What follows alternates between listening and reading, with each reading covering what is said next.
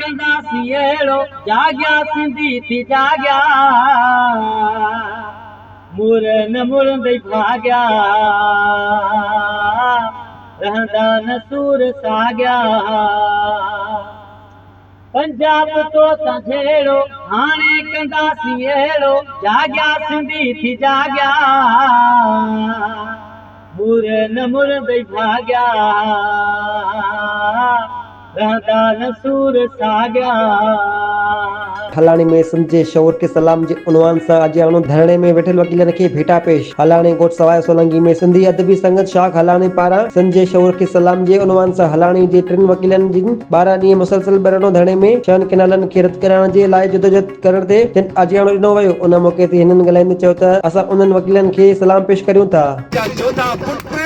जेका 12 ॾींहं ऐं 13 रातुनि खां खुलियल आसमाननि में मच्छरनि में ऐं गर्मीअ में उते वेही करे पंजाब खे ॿुधाए रहिया हा त पंजाब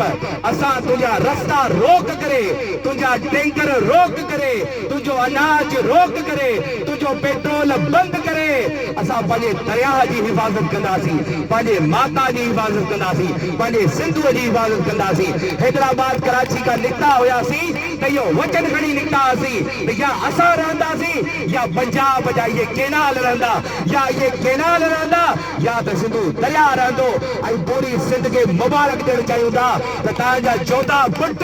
पंजाब जा गोॾा खोड़े उहे जेके चवनि पिया त इहे जुतियूं छॾे वञंदा पंजाब जूं उहे जुतियूं पंजाब जे मुंहं में हणी करे केनाल नामंज़ूर करे हलाणी मां बीठो आहे। हिते हर तिब्के जो माण्हू हुयो सिवाय हिकिड़ी पार्टी जे जेका मफ़ाद परस्त पार्टी आहे बाक़ी हर पार्टी शहीद भुट्टो हुई जीएस सिंध हुई तरक़ी पसंद पार्टी हुई शिया पार्टी हुई सुन्नी पार्टी हुई ऐं जेका अवाम हुई सादा अवाम हुई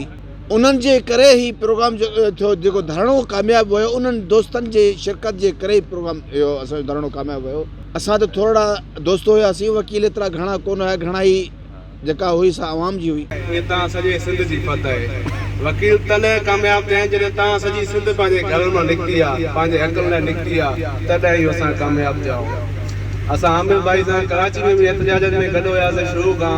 ऐं डे 1 खां गॾु हुयासीं। हुनखे केतिरा ई सिक्योरिटी थ्रेट हुया इशूज़ हुया कराची में हमला बि थिया पर साईं पंहिंजी जदोजहद न छॾी आख़िरी ॾींहं ताईं वेठा हुयासीं हिन सिंध जी आवाम जे करे। जॾहिं खां पाकिस्तान ठहियो आहे